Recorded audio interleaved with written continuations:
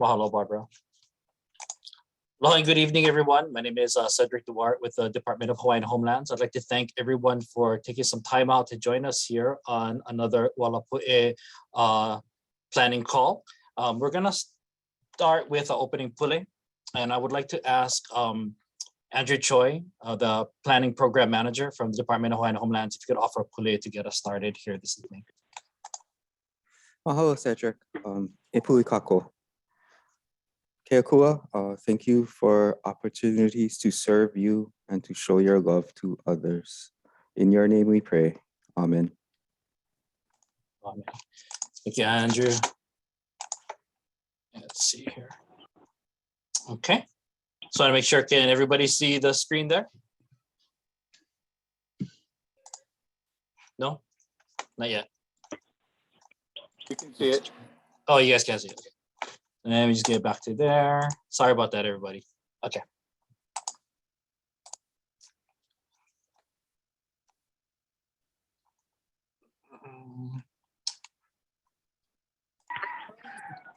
It's here. Oh, okay. Okay, so thank you everybody for joining us. We have several Department of Hawaiian Homeland staff. You heard from Andrew there. We also have Gigi Kyrell on the line with us. Many of you know Gigi if you've participated in any of our planning processes from earlier in the last couple of years. And I believe there's a handful of other staff.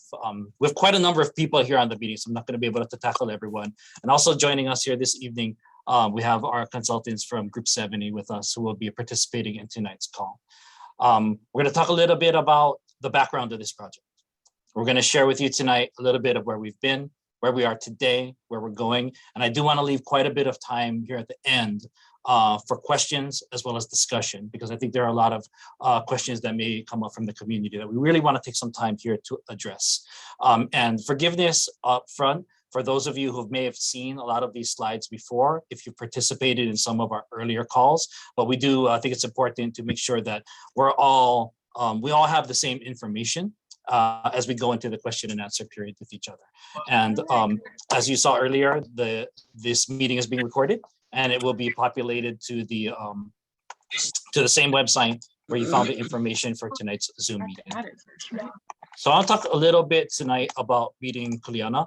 And throughout the meeting, I'll sort of be facilitating different areas where we go, and I'll be muting participants along the way as well.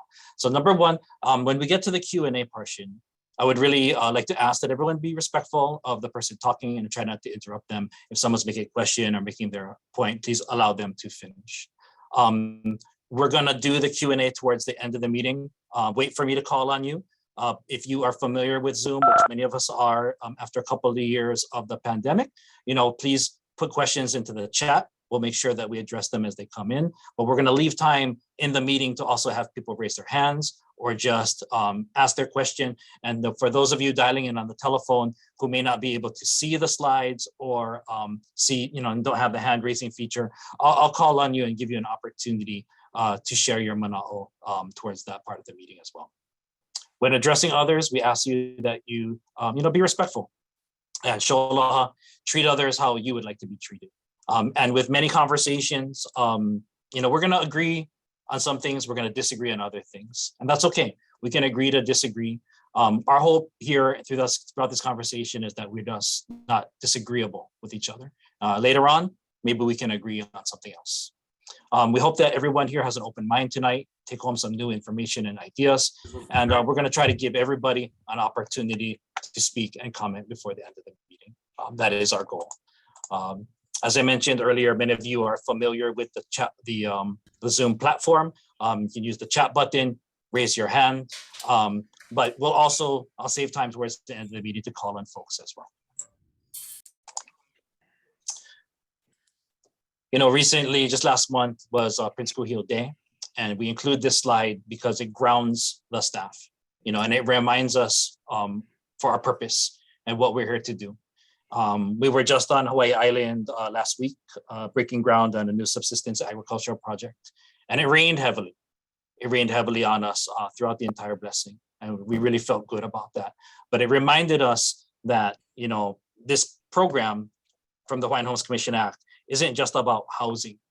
It's about making sure that Native Hawaiians return back to their land and have an opportunity for the homesteading that was promised to them over 100 years ago. So we're here to make sure that we fulfill the state of Hawaii's mandate to get Native Hawaiians back onto the land in the way that this gentleman envisioned for all of us. So we keep this slide here to allow us to remain grounded and focused on our task at hand. I'd also like to welcome Chairman Aila, who is able to join the call today. He'll be on with us throughout the rest of the meeting. Thank you, Chair, for jumping on. Hello, Cedric, for setting the ground rules. Okay. We are here to discuss the Ualapu Kuleana Homestead project. This is a beneficiary-driven project, and it's one of 5 regional plan priority projects in the 2019-2020 DHHL Molokai Regional Plan. And right now, we're in the planning phase, which is a very early phase. And you're going to hear me talk about this a lot, where I'm going to talk a little bit about process and how we're going through this process. And when I say we, I don't just mean the Department of Hawaiian Homelands. I mean, we as all of us, the beneficiary community, and what this meeting was originally set out to be a beneficiary consultation, but we opened it up to include the public at large because we're all in this together. And what we're going to be talking about is determining, the feasibility and how best to settle beneficiaries, given the physical constraints, because we've heard a lot of them, and the existing environmental conditions of Ualapu, as well as other factors. We want to make sure that all of that is taken into consideration as we proceed forward with our mandate. And that's what this conversation is about. And we're very, very pleased that nearly 8 of you have taken time out on an evening to listen to this meeting. Nearly 8? Nearly 80. 80, correct. 77 to be exact. But there's a handful of us staff and consultants on board. But I'm very happy to have all of you here to share with us and to talk story with us here tonight. A little bit about the planning process. We're having what we're doing right now, which is community outreach. There's also the agency outreach, reaching out to the other stakeholders that are in the surrounding areas. We're going to talk a little bit later on in this presentation about the technical studies and the data gathering that's going into this report, as well as talk a little about the timeline towards the end of the environmental assessment, where there's an opportunity for further public comment, as well as the final and hopeful approval from the Hawaiian Homes Commission. And what our outcome is, and what we're looking at, roughly a year from now, is to have in hand something collectively put together by all of us, a settlement plan, an environmental assessment, and any potential land use amendments that we may have. All of that is in the planning process before we move on to even talking about the site design, meets and bounds, and all those type of things. We're in the planning process, and we're taking all of these elements into consideration. A little bit about some of the meetings. This particular planning process began in October with meetings, as well as through March, and in December, I think was the last time we had a community meeting. We were able to make the deadline to get an ad into the Molokai Dispatch to announce that meeting. And here we are with our second community meeting. And as you can see, we still have further meetings as we continue with the technical information gathering. As we gather that information, we want to come back out to the community and share it with everyone. Kind of further out past those meetings, you'll see that we get into later on next year, the final reports and additional public comments. And you'll see this slide as we kind of continue throughout. But we're here in the top right-hand corner. That's where we are still. And as I mentioned, early in the planning process. And you'll see a few of these slides talking about timeline, because we want to make sure that we're really clear in sharing with everyone sort of where we've been, where we're at, and where we're going next. In February of 2020, the Molokai Regional Plan was approved by the Hawaiian Homes Commission. We'll talk a little bit further about that. And then we were fortunate to get a budget. We mean the Department of Hawaiian Homelands were fortunate to get to a budget to begin this planning phase and bring on technical expertise to help us plan and take all the appropriate measures into consideration. And that's where we are right now, so really in the initial beginning parts of the planning phase. And once we start gathering information will be presenting the information to the commission in the form of a draft EA. And when the draft comes out, there's a mandatory 30-day comment period where there can be further public comment. We're gonna have a lot of conversation here and in future meetings where we can take in public comment, but there's a more formal process through the EA process that I wanted to make sure that we highlighted. A little bit about where we've been. So we have two plans that are guiding us. You know, we have the Molokai Island Plan from 2005 and the Molokai Regional Plan 2019. But that was updated. Yeah, Gigi, are you on the call?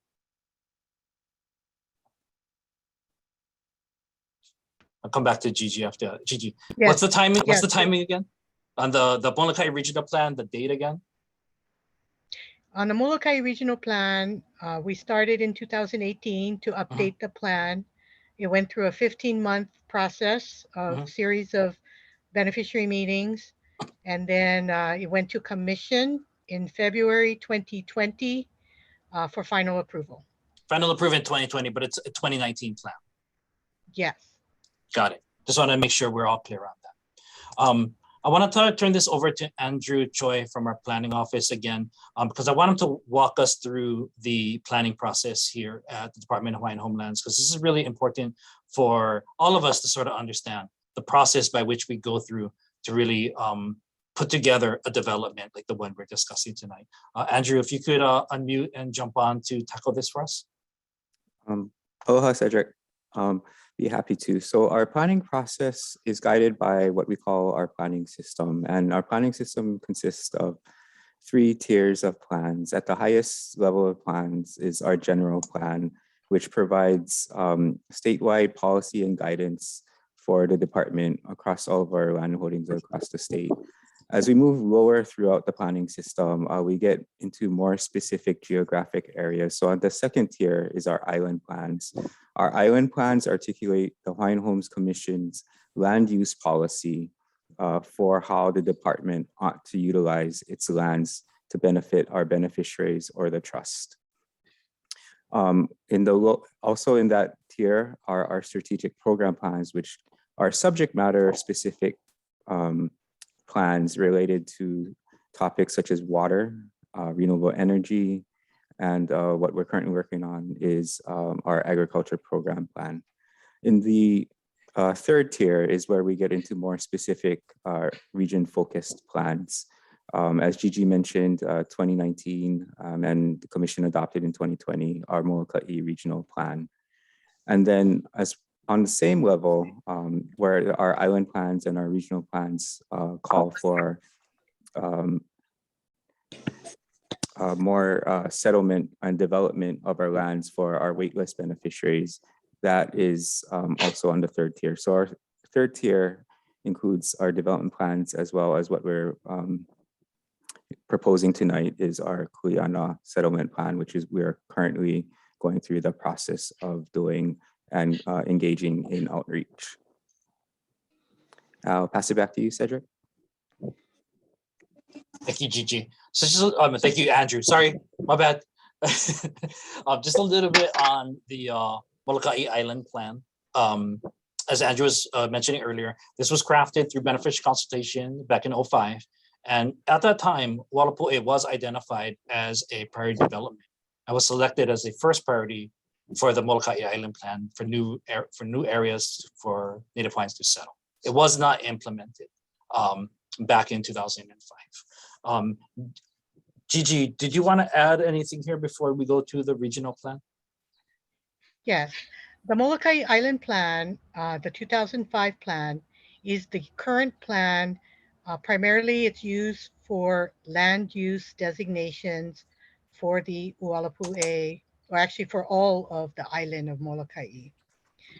So the land uses that the department uses that we have identified on the island of Molokai are residential, general ag, special district, and community use.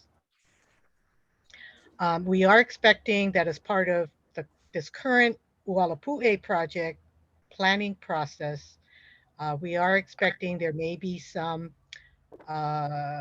amendments to the island plan land use designations. So we are going through that process right now.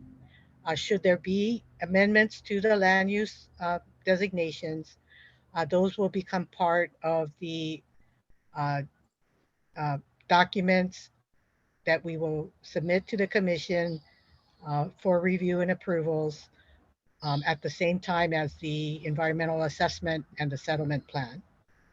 So we are doing all of this together. But for now, these are the land use designations for the island in the 2005 plan. Next slide. Thank you, Gigi. If you could just do this one too. Yes. So as mentioned before, the DHHL regional plan, those are beneficiary driven. Those are where the community expresses uh, their desires and needs and what they would like to see on the island of Molokai. So the regional plan covers the entire island. We updated this plan starting in 2018. So as you can see, there was a series of meetings, uh, consultations with beneficiaries. There are also meeting notes. All of this is posted on our website. The beneficiaries at that time who participated and provided comments, we had at least one public comment period, 30-day public comment period on the regional plan. And then everything was submitted to the commission in February 2020, and the commission approved it. So one of the top 5 projects that we heard from beneficiaries is the Ualapu Kuleana Agriculture Homestead Project. So that was all approved in February 2020. And then a couple months later, we started on the planning process for this particular project. Thank you, I think Gigi. that's it. Thank you, Gigi. I want to acknowledge Malia, Lori, and La'a. I do see your questions in the chat, and if we're just gonna try to finish through the presentation, and then I want to come back and work through those questions with all of you. But I wanted to make sure that I let you know that we did see it. And as we continue throughout throughout the presentation, if there are more comments and questions, please go ahead and continue to put them in there. As I mentioned earlier, we're going to try to come back and tackle everything at the end of the presentation. Many of you have seen this slide before with regard to, a definition of Kuleana and, a further definition of Kuleana, to give right, to possess, to give a responsibility. And just on the notion of responsibility, I don't know, many of you guys know this, the department, we take this responsibility seriously. And I hope that everyone can see that is one of the reasons why we're having these public conversations and to engage in this type of discourse with the community, because we do want to hear from you. And we do want to make sure that your voices are included and taken into consideration as we continue forward to try to achieve our constitutional mandate. We have a responsibility that we have to do, but we make sure that, we're doing it with everyone. Okay. And then just on that note, this is kind of where we're at right now with the Native Hawaiians who are waiting. There are a little over 2,000 in total applications. And many of those applications to get onto the land have been waiting for many, many years. So this is an area of focus for us. We know that this is part of our responsibility of the work that we have to do. And so this is what we are trying to address. And we know we're not going to be able to address everyone's needs with this particular project. It's really going to be a drop in the bucket, but we're going to continue to proceed forward and get as many lots developed, as reasonably possible. And that's what this planning process aims to do. A little bit about the DHHL Kuleana Homestead program. While it's named Kuleana, it has a very specific purpose within the construct of Hawaiian homelands. And it actually exists in the Hawaii Administrative Rules, which are the rules that the state of Hawaii uses to implement the Hawaiian Homes Commission Act. Kuleana Homestead leases are designated for unimproved available Hawaiian homelands. And many of you are familiar that the pilot project for Kuleana homesteading was in Kahiki Nui, Maui. And that was in the mid-90s. And that was really the department's first foray into this type of a lot award. And, it's going to be determined by the physical characteristics of the land and the distance to the utilities. So we've identified this area through our planning process that Gigi discussed earlier, and we'll continue to discuss through this presentation. This area was defined for a DHHL Kuleana Homestead program. When we get into a Kuleana Homestead, what are the responsibilities? The Hawaiian Homes Commission determines the wait list. I'm sure there will be some questions on that as we move forward. And DHHL's responsibility is to ensure that there are meets and bounds, descriptions of lots, and the unpaved right-of-way to the awarded lots. Lori, I see your question, Lori. We'll come back to that as well. What are going to be the responsibilities of the lessees who choose to accept the Kuleana Homestead Award? They're gonna have immediate access to the land for subsistence uses, and these beneficiaries, they're gonna have to be willing to live on the land. I'm gonna mute a couple of folks here to make sure that we are okay. Sorry about that. We're gonna require that lessees participate in a homestead association, and that homestead association is gonna be comprised of the lessees that choose to live there, and it's more of a self-governing association where everyone has to be a participant, and they will make determinations on how best to govern their own settlement. And there is going to be responsibilities for the different common areas and right-of-ways within the Kuleana Homestead tract of lots. What's the difference between a Kuleana Homestead lease and a conventional lease? Kuleana lease is intended to be a faster process to get onto the land. Unimproved lots, off-grid lifestyle, there is more responsibility on the lessee, and based on kind of what we talked about earlier with the association, the community stewardship, everybody working together to take care of the land. Whereas in a conventional lease, it's longer. The construction timeline is longer. The plan design for lots, the construction as a whole for the development of subdivision takes longer. And there's greater responsibility on the state through the department to pay for and put that infrastructure in. To make sure that there's roads, sewer, and power, and access to those type of utilities. But to provide that type of access, it takes longer. So the Kuleana Homestead Award is intended to take some time off that and get native Hawaiians onto the land faster.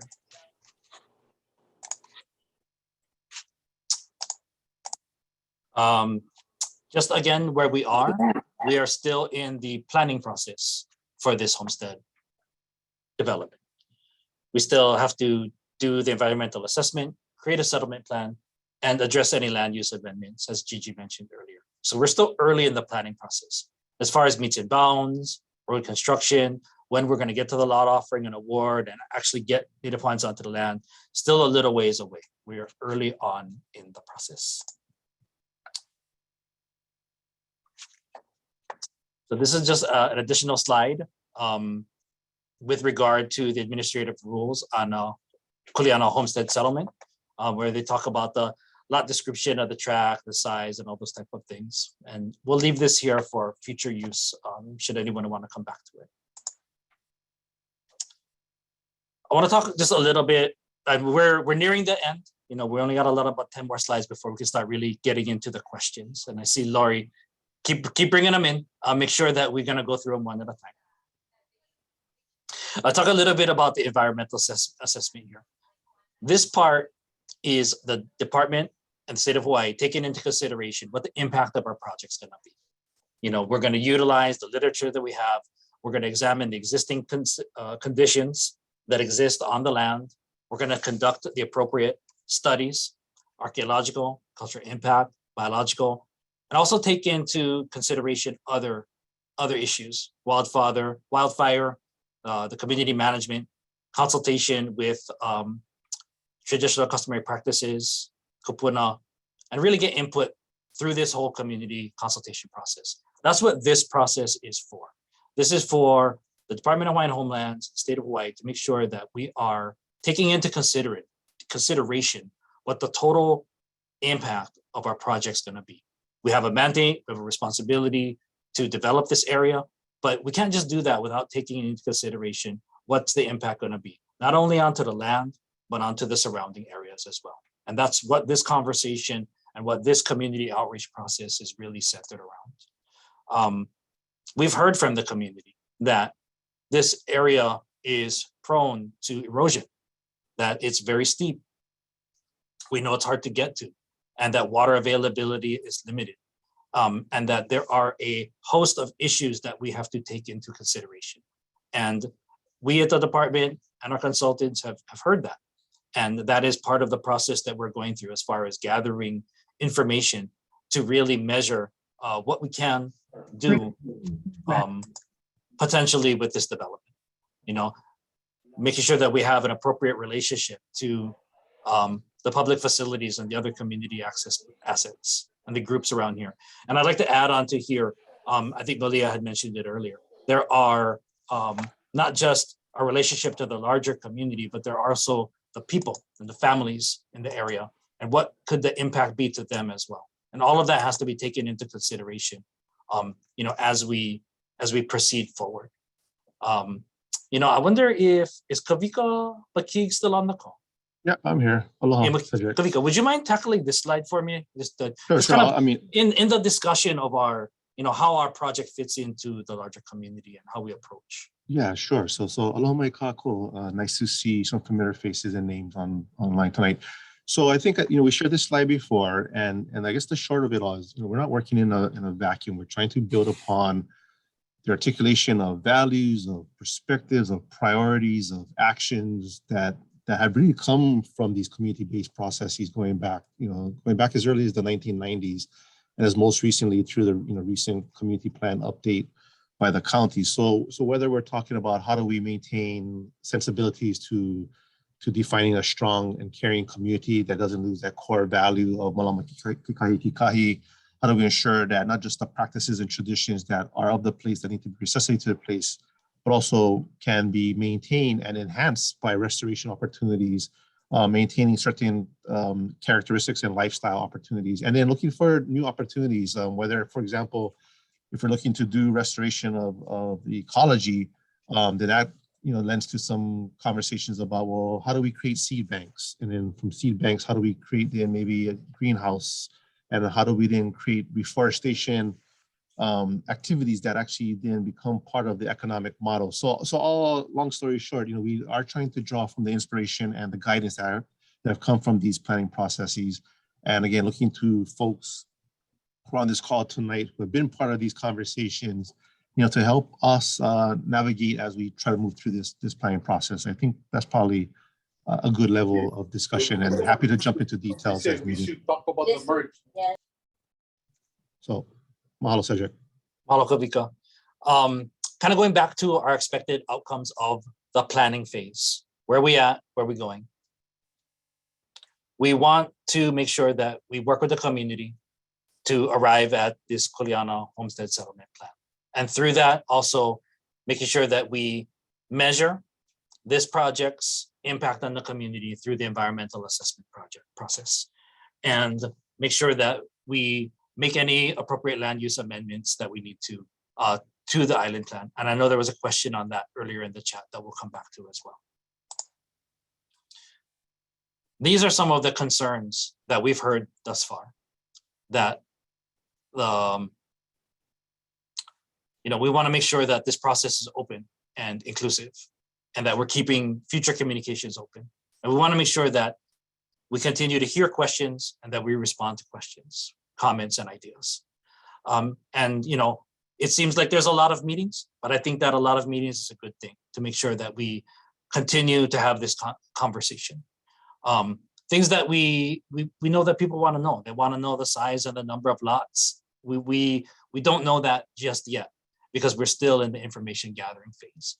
We've heard a lot, even in the chat right here, with regard to the slope and the erosion. We know that water and waste disposal are question marks. What are going to be the impacts to the nearshore environment and to the folks that live Makai of this potential project? What about the cultural sites? What about hunting access? These are all things that we have to take into consideration. And I know when we get to the Q&A, we're going to add to this list.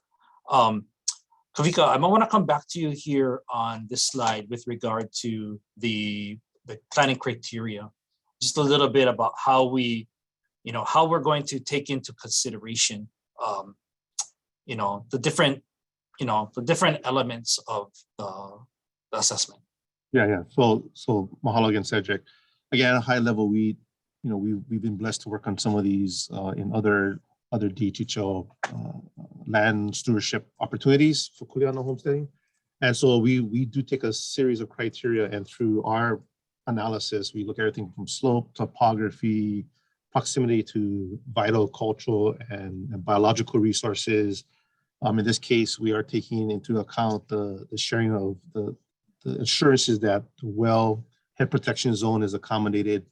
I say the long story short, we have about 16 different criteria right now that we're evaluating, and we're short of being able to share that this evening with you folks. So one of the critical pieces, as most of you know, is the completion of the archaeological study, which our archaeological team a couple of weeks ago was able to do about half of the acreage, and they need to go back and again, we can probably share those details a little bit later, but long of it short, we're hoping to get back into the field about mid-May. So once that's completed, we'll take all of this information, actually try and quote unquote code the information to good opportunity, okay opportunity, and then opportunity that's not really good for the purposes that we're making the priority of the resource or the trailhead or hunting, of a higher value than the opportunity for subsistence-based agriculture lots. So the hope is by the next meeting, we actually are able to share all that criteria, get feedback from you folks. Does it make sense? Are we weighting them correctly? And then actually show you then, based upon that analysis, where we think we can do some of these sub-ag lots in Ualapu. So hopefully that gives you like a taste of where we're headed here in the next 2 months. Thank you, Kavika. Thank you. Appreciate that. A little bit on the work that's been done. Kavika mentioned some of it already. An aerial survey has been conducted, biological assessment, wildfire assessment, Honua Ikea process. I apologize for butchering that. This is the work that's been done to date. Kavika mentioned it earlier. And he also touched on a little bit of what we're doing coming forward. The archaeological inventory, the review of cultural historic resources. We've heard from many of you the water issues, but we also want to take into consideration the public access and safety, and what could be some of the economic and community-based uses, if there are any, for the area. I think these are all things that we're going to take into consideration. And I think the main thing that I would like everyone to take away from these last few slides is the word consideration. We're taking all of this in and really measuring, what is the impact going to be as we have to develop this land. We have to make an opportunity. The state of Hawaii has to make an opportunity for Native Hawaiians to get a homestead on the island that they've asked to get a homestead lot on. But how do we do that in a way that meets the needs of not only the land, but of the greater community? Another timeline slide, just to kind of show you where we're at. But this is the second wider community meeting. There will be future community meetings, but also within that, there will be additional beneficiary consultation. The state's responsibility, first and foremost with this program is to the beneficiaries of the Hawaiian Homes Commission Act. So there is a consultation process, but we didn't want to work completely in a silo. We want to make sure that we include the community as well. So you'll see on here that there are beneficiary meetings as well as community meetings, all of that leading to the draft environmental assessment, where everyone has an opportunity through the public comment period to comment on our EA.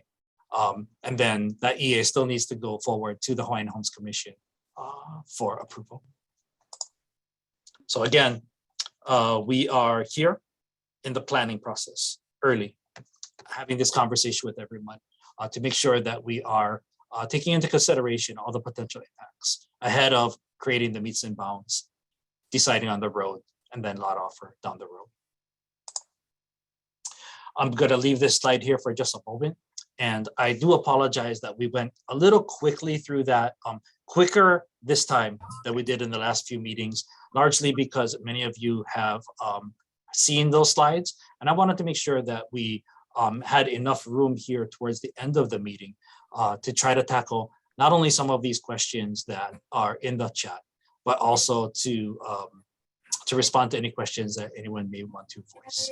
I'll put this slide back up, but you can always contact us at the department through our email at dhl.planning@hawaii.gov, and the project information website where you found the Zoom information not only will have the information from tonight's meeting, it has all the information from all the previous meetings as well, including a recording of the actual meeting itself. So we're trying to make sure, and one of the nice outcomes of the pandemic is that everything's up on the website. We try to get everything there so that everyone has an opportunity to take a look and view the meetings, even if they weren't able to participate. Okay, so with that said, I'm gonna try to see if we can get through a handful of these questions. Let me scroll back up to the top. And in the meantime, if there are additional questions, we can go forward. Oh, you know what? I forgot to ask, and I apologize, everyone. I did forget to ask at the beginning of the meeting to do a sign-in process. So if we just pause right now, Barbara, if you wouldn't mind putting up the poll. The meeting has grown up to 106 participants, so this is good. If you could tell us if you are on the waiting list, a DHHL lessee, or the general public, we'll just pause right here to give everybody an opportunity to weigh in. And then we can, in the meantime, while we're doing that, I'll start looking through the questions. Yeah. Can you put an option on there for Molokai residents? Like, I think you should. Oh, I don't know if we can at this point.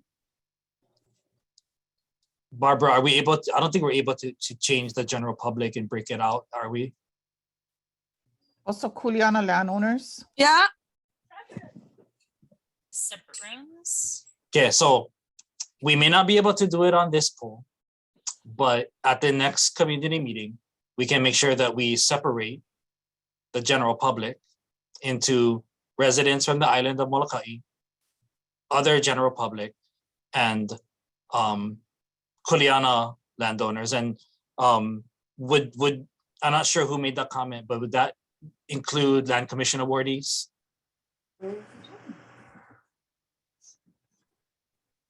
You can send, okay. I just wanted to make sure. And I apologize. We won't be able to make the change on this one, but we can tackle it in future meetings. And we're gonna have future meetings with everyone. This is not the end of our conversation with you folks. I do want to get to the question. So Belia had said that she wanted to mention, same as she did in the last meeting, that she is concerned that limited to no outreach has been done for the actual families in Ualapu, even just the neighboring Ahupua'a from Ohia to Manawai to Kahanui and Kalua'aha. I don't see, and she lists a whole list of names of a family. Malia, we did send out letters to roughly 400 addresses. And if there are any that we may have missed, and if you want to provide to us any of those folks that you want us to get in touch with specifically, that maybe they didn't check the mail, or maybe they didn't respond to our letter, or maybe we didn't have the correct address. Please, get in touch with me, get in touch with Gigi. We want to make sure that they're included. But there are some of the names that I see on our list match some of the names that you had in your list as well. Not all, but there are some. So we are efforting to make sure that those families are reached out to and that their voices are heard in part of this process. So if please connect with us so we can get that done. Yeah, sure. Lori, you had a series of questions, and Andrew, I might have to come to you for this. What is the process for land use amendments, and as well as the process for amending the island plan and reprioritizing the list of priorities? So maybe I want to take it one at a time. Could you talk about the land use amendments? Thanks. Lori, for those questions and for others for those questions. Our administrative rules 10-4-54 guide the amendment procedures to plans within our planning process, or our planning system, sorry. There are three types of amendments. One is an interim amendment, one is a comprehensive amendment, and one is amendments that are initiated by a DHHL beneficiary. Each of those amendments have different processes. Currently, I think we do comprehensive amendments for our island plans. It's a complete planning process. It's a comprehensive amendment is an amendment that the department initiates. An interim amendment is also an amendment that the department initiates.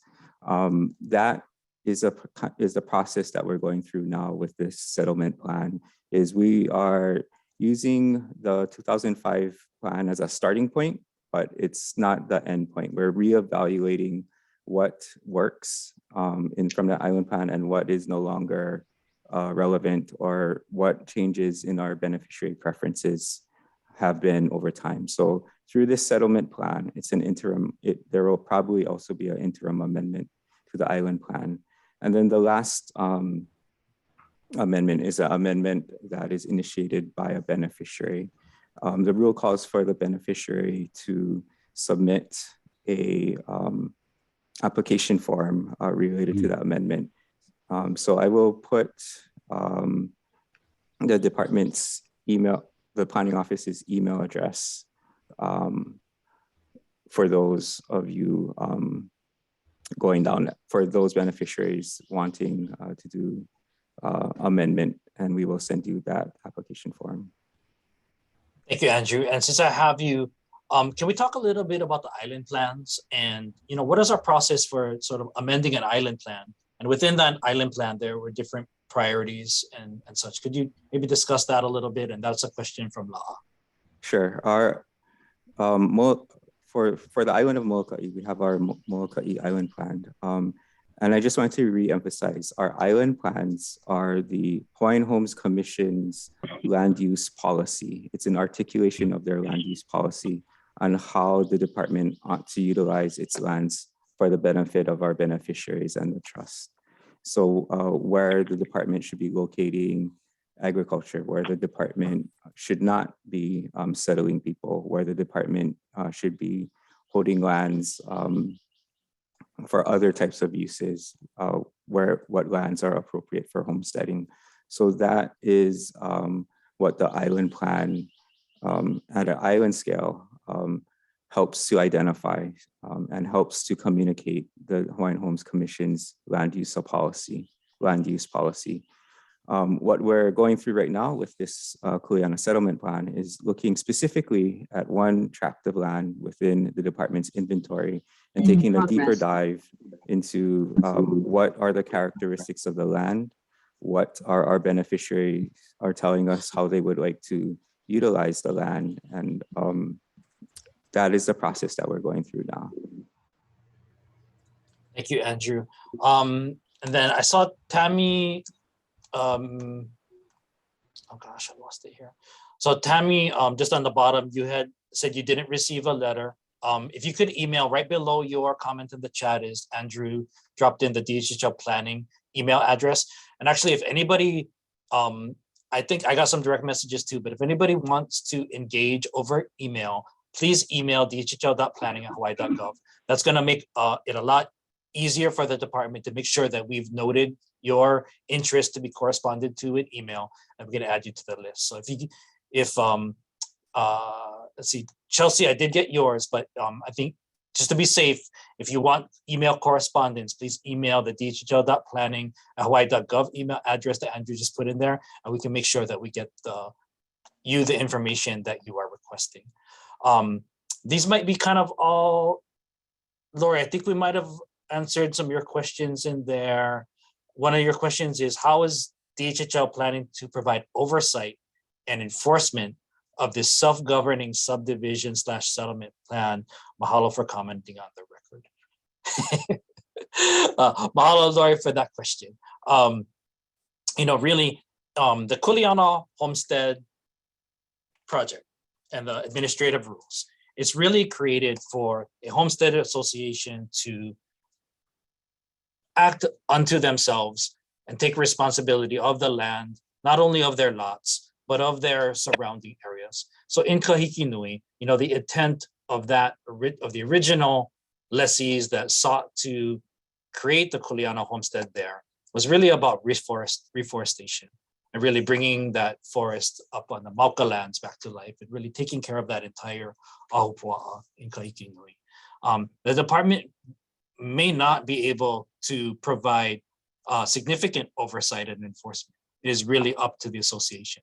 However, as in Kahiki Nui, we've provided support when they've needed it, and when the Homestead Association has come, whether it's dealing with trespassing or dealing with the cattle that was the wild cattle up in the area, the department has tried its best to assist where possible, but is really intended to be a settlement governed and overseen by the lessees of the area. And I hope that answers your question. Alaska's comment with regard to everything is going to erode right down on our property at the bottom. I think it's important that, we've heard that. We've definitely heard the concerns with regard to the slope and regarding the erosion potential, and which is why we have engineers to go out there and examine what areas can we potentially homestead that wouldn't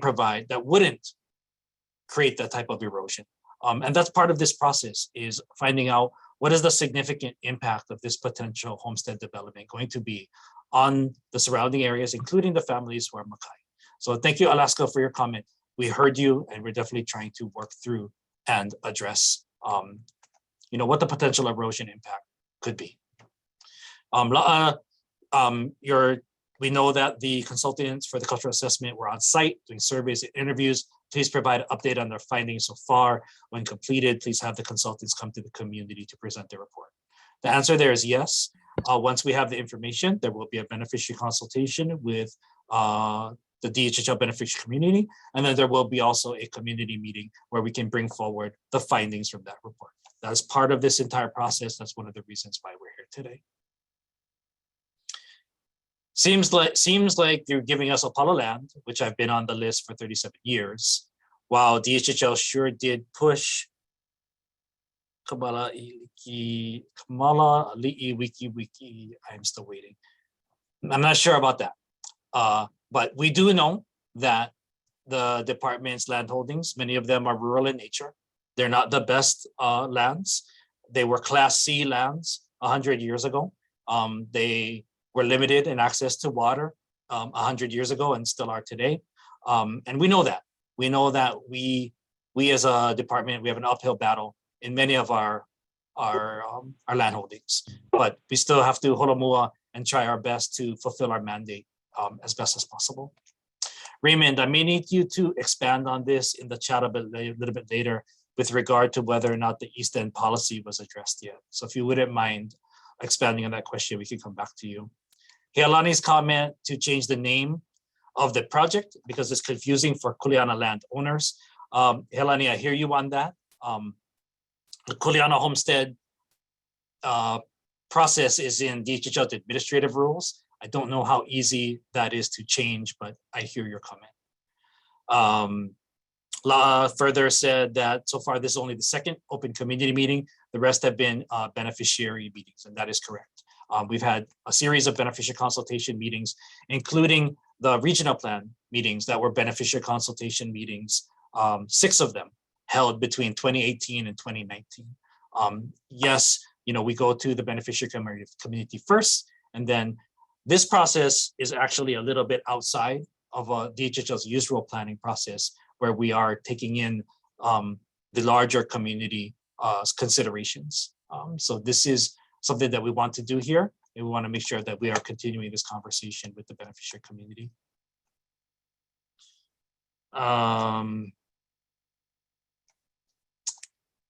Who are the people doing these assessments? G70 is the prime contractor. Emma, does that answer your question, or are you asking specifically with regard to who are G70 subcontractors that are out in the field? Correct, the second part. I should have read down somewhere.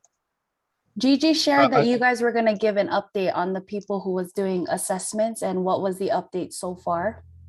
Aloha, Gigi. I think, Gigi, Yeah, you want to go ahead? aloha.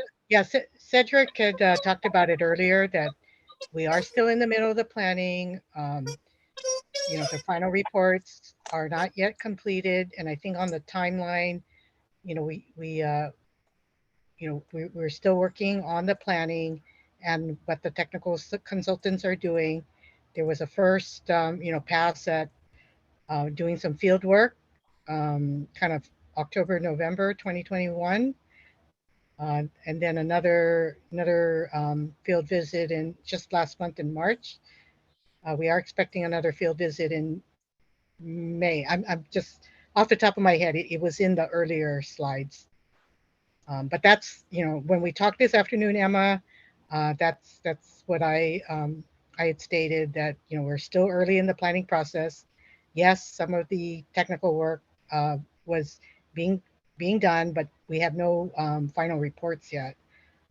So, you know, that there, unless I'm going to defer to Kavika from G70 if, you know, if there's any further information at this point. And so mahalo for the question here. So I'll try to be succinct as possible. So for our team, there's G70, of which we're comprised of planners, architects, designers, civil engineers. We've got our in-house biologists. We've got disaster mitigation specialists, all underneath sort of the overarching of planners. And then in support of our work, really as a full team, we've got folks like, for example, Resource Mapping Hawaii, who did our aerial imagery, high resolution, digital elevation modeling, and some LiDAR data.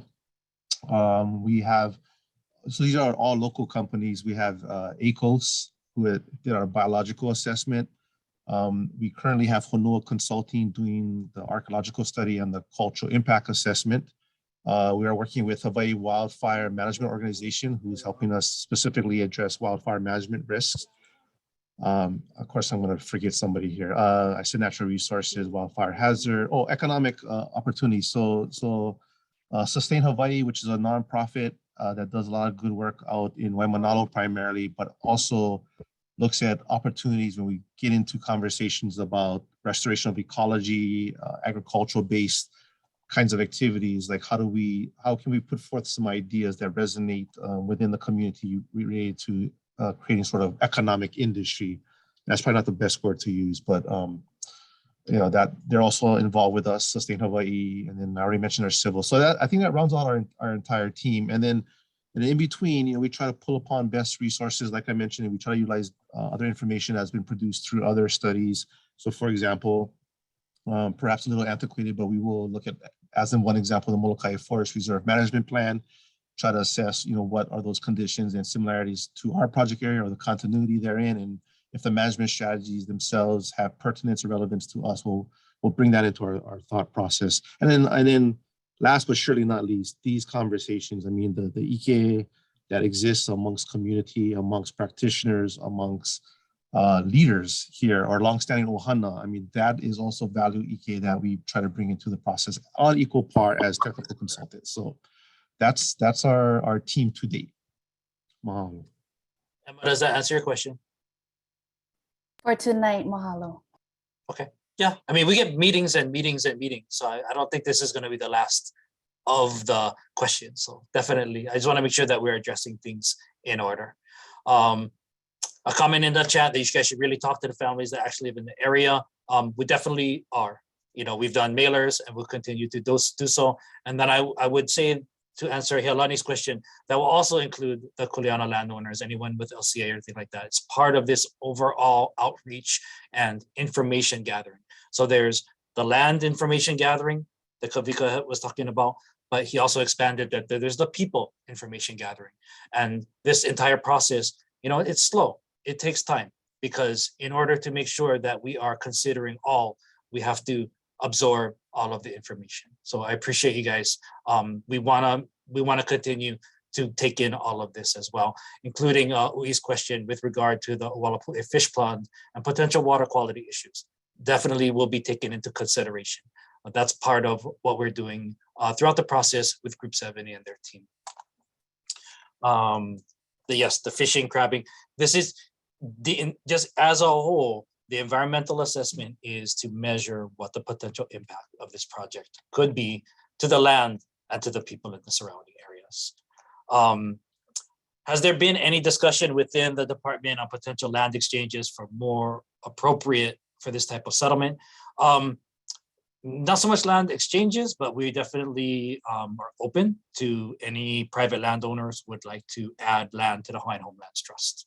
I think that anytime that we can get more land for Native Hawaiians is a good thing. Malia's question, you should add Hawaiiana, Hawaii tenants, we have priority rights. I think maybe we can expand on that a little bit later. Clearly our process is very beneficiary focused to meet the needs, actually for the department to meet the state's needs of implementing the Hawaiian Homes Commission Act. Let's see, making sure we go down.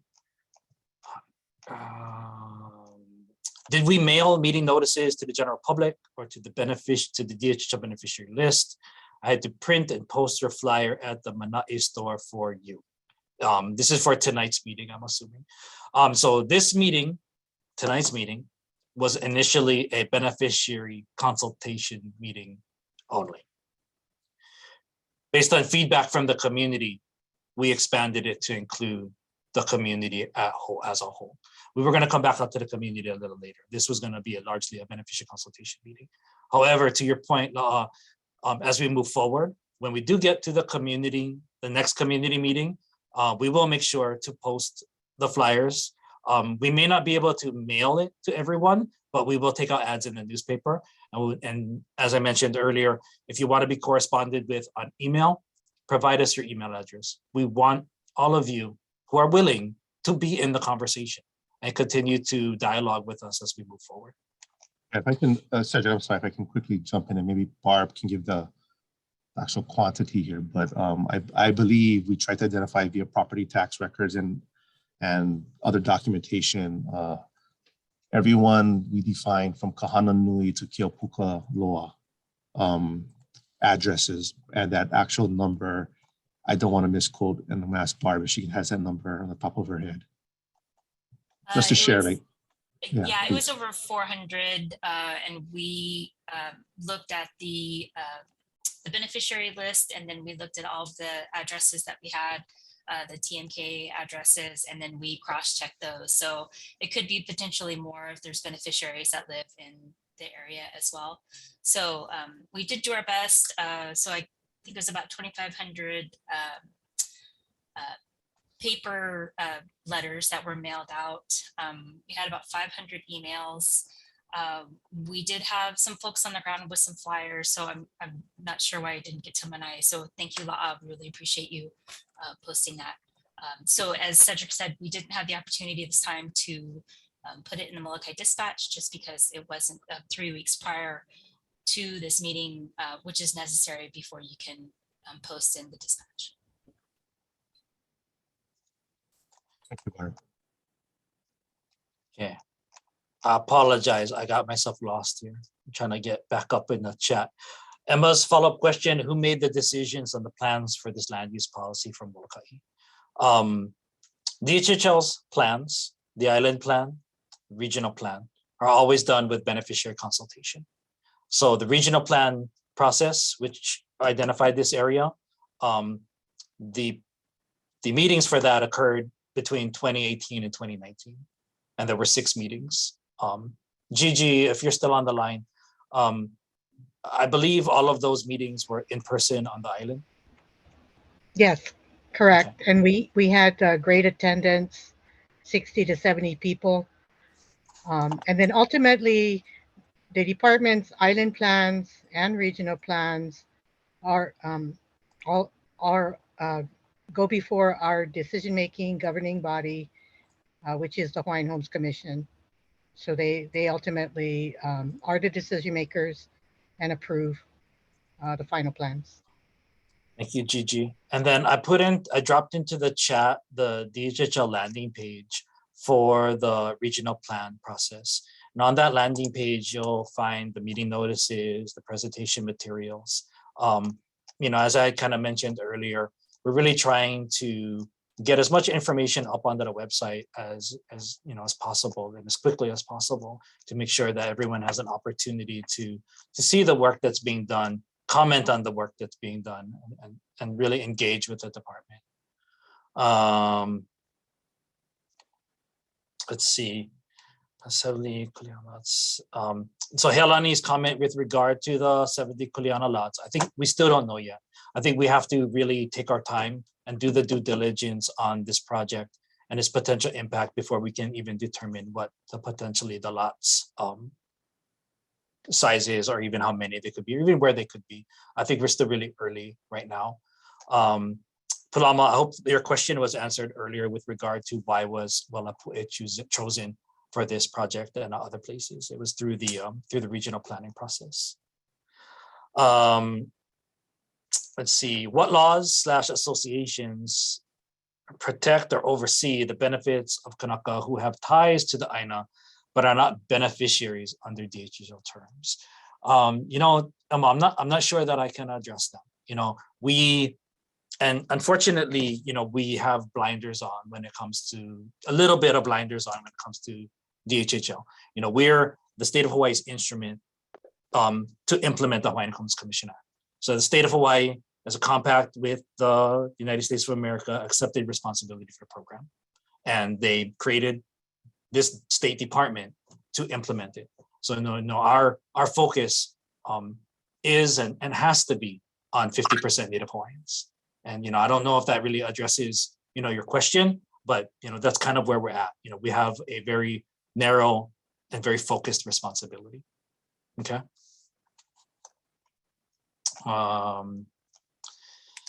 Okay, this is Councilmember Rollins to Gigi. She attended the regional plan meetings, and beneficiaries who attended told you the update process was flawed. We only allowed those who attended the last meeting to choose the priority projects.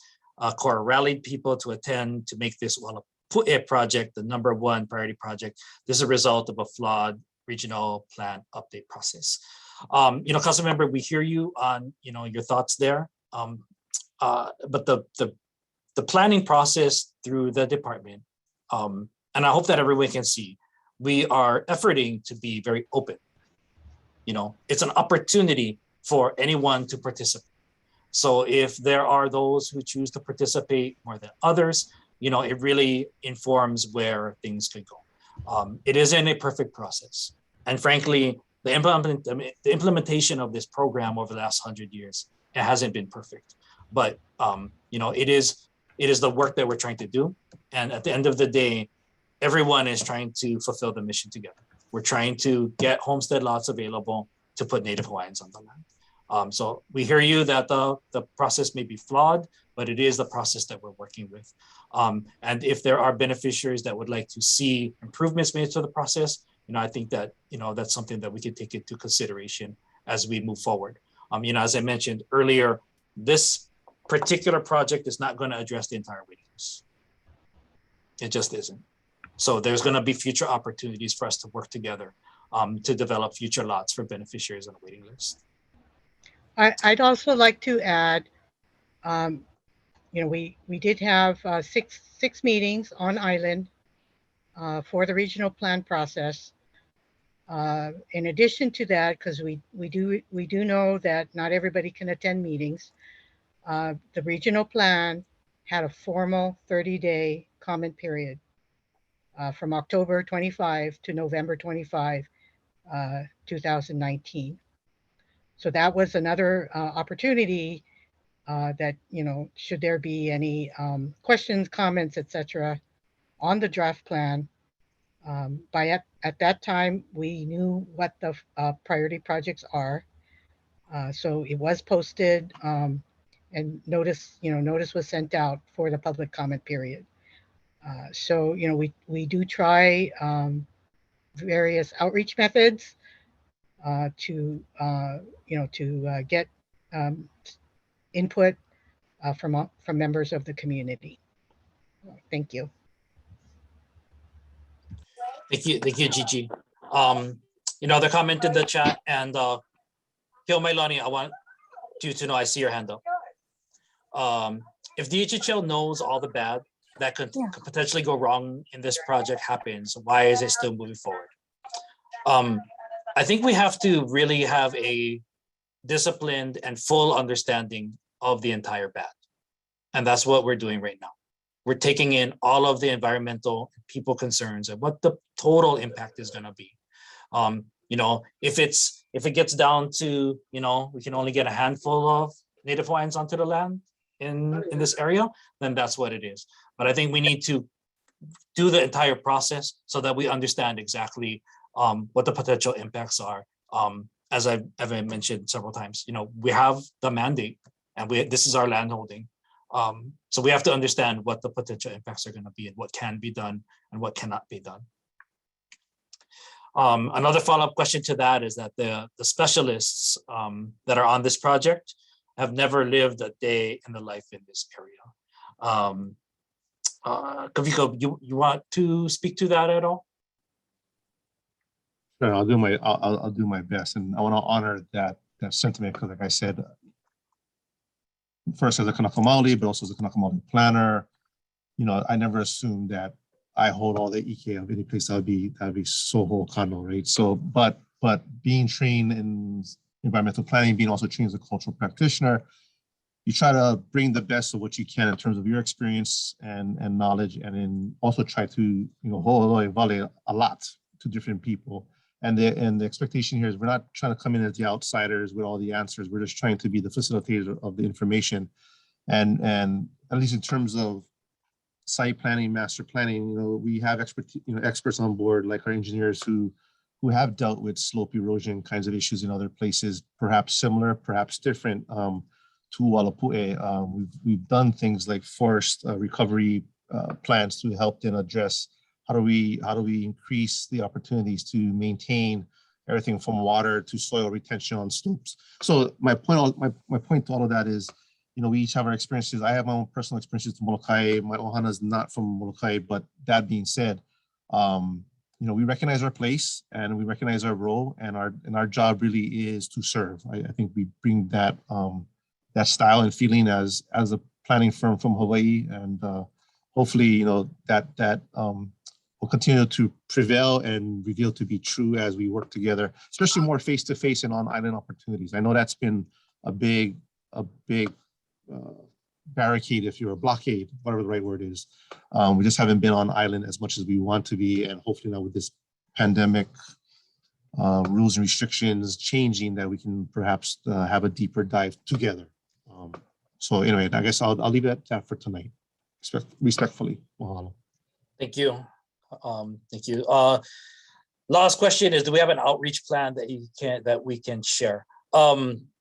I think we might need to clarify, and I believe you wanted to make some comments a little bit later, so we're going to come back to that in a little while. Let's see. I see your comment, Malia, with regard to the context of the attendance of the poll should include Hawaii. We'll tackle that for the next one. The 600 million. So Healani's question is, we all agree that Hawaiians should get homestead, but with the 600 million getting this year, by land on the west side for homestead. So unfortunately, the department submitted basically shovel-ready projects to the state legislature in about $480 or so million for this proposed 600 million. Ualapu is not on for this particular set of funding, and land acquisition was not on this particular set of funding. What this lot development will look like is just about a little under 3,000 homestead lots throughout all the island. And for the island of Molokai, we have funding in for agricultural lots in the Naiva subdivision. So the $600 million proposed budget to DHHL coming out of the legislature, much of that funding has already been spoken for. This particular project is not on there, and land acquisition is not on there. A request to add to the agenda a thorough, transparent proposed plan on water management connected to this proposed project. Yes. Ualapu is part of an extensive historic hail complex. It is a significant cultural site. Every study, assessment, field, and literature review done has recognized and recommended identification of cultural elements within the Wahipana and needs to be done before any disruption to the Aino. I think that we can all agree with that. And the department agrees and our consultants agree with that sentiment. Healani would like us to contact all heirs of all Kuleana lands. I think that we can add that note and try our best to do outreach to as many as possible. John Russell's question is, will leaseholders be Molokai people? So this one, I want to make sure that we answer. So we cannot guarantee that through the department's process.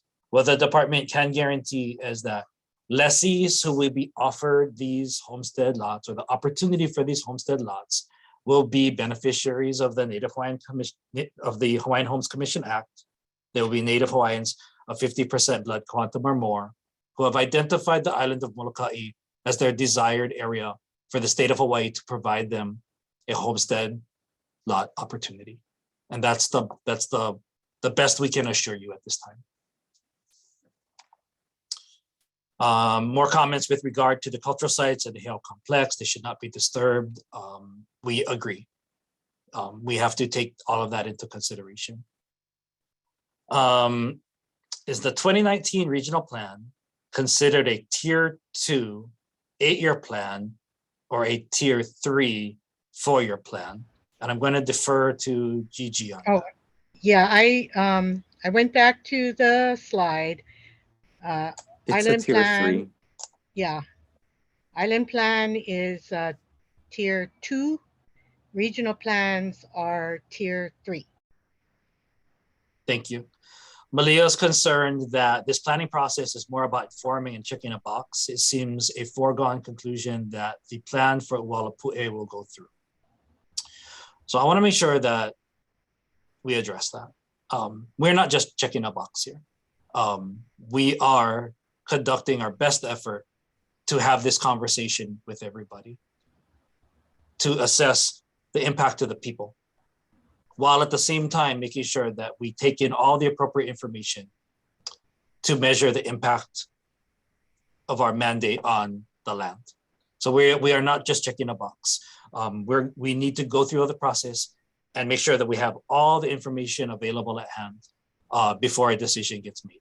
And so that's why many of the slides that you saw tonight talked about where we are in the process and that we're early in the process and that we're gathering information and that we're holding these meetings to make sure that we engage in conversation with the community, not just the beneficiary community, not just the applicants and the lessees on the island, but we know we're opening it up and having really this public discourse with all of you. Heilani is suggesting again that we trade where land would be more appropriate. And as mentioned, we wanna, we'll always take in more land into this inventory. I don't think there can ever be enough Hawaiian homelands. Malia, mahalo for the link to what looks like a white paper on the ladder of citizen participation. I assure you that we'll read it. Michelle says that she is a DHHL beneficiary waitlist person, and she certainly does not want to disturb any existing Kuleana landholders and cultural sites anymore, and we agree. That's part of why we're having this assessment in this process.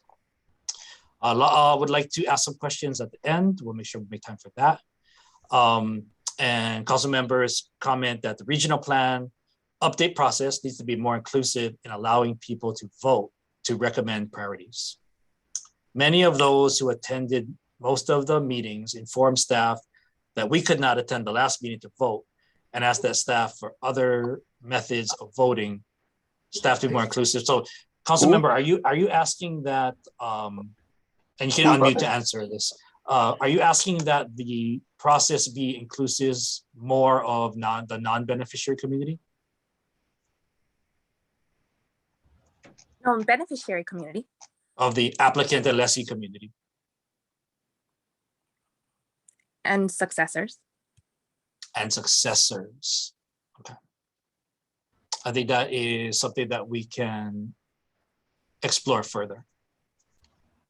Well, Cedric, I Yes. just mean that, so it restricted everyone to be there in person in order to vote. So if there was a process to allow people to email their vote or, vote in a different way, then that would have been more inclusive. So that was the inclusive was more of the method of participation and not, beyond the beneficiary community.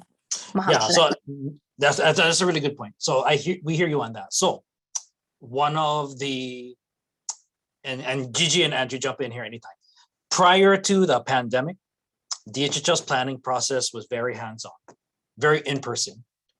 Our staff flying over, meeting in the cafeteria or meeting in the halal, and meeting one-on-one beneficiaries. And really the criteria at that time was everybody got to be there in order to vote and in order to participate. And I think one of the really nice outcomes of the pandemic is it's taught us all to utilize technology to continue our engagement with each other. So there's gonna be a time and place for in-person meetings. There's gonna be a time and place for strictly virtual meetings. And as we're gonna do on Monday for the Hawaiian Homes Commission on the island of Molokai, there's gonna be hybrid meetings where people can come in person and they can participate online.